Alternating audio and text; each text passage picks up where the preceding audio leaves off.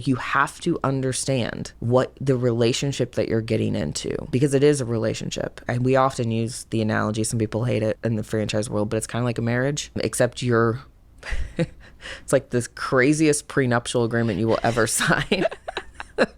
Because it literally goes over, if you fail, you can't use my last name, right? Like you're gonna have to rename your name. You know, anything that was born out of this relationship is mine. You can't have it. If you fail, you owe me money. Like this is legitimately what's in these contracts. If you fail, you can't, that's fine, but you can't date or do anything for 2 years because there's a non-compete. And I don't want anybody competing with me. If you talked about that in a relationship, like in a marital relationship, nobody would ever sign that, right? They'd be like, screw off, I am not signing that. But they don't understand that when they're talking about a franchise relationship.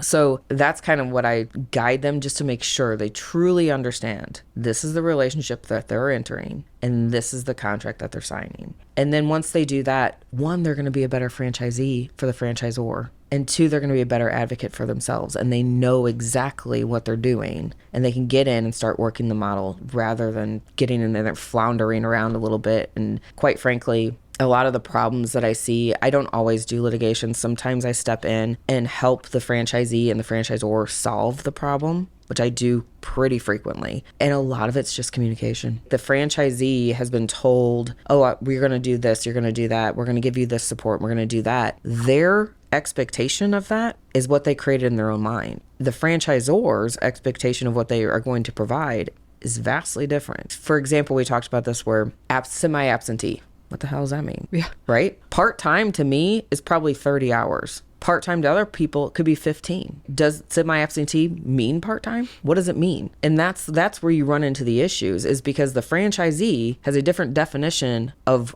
what assistance means, or what semi-absentee means, or absentee, or advertising, or marketing. They have different definitions than the franchisor. And once those things start coming to a head, it gets out of control real quick. And then I often will step in, and even though I'm on the franchisee side, one of my jobs is to get them to understand the franchisor side. Where are they coming from, and why can't they do certain things for you? And it's because you're one of many. So just getting people to understand dynamics so that you can find a common ground and move forward is a lot of what I do.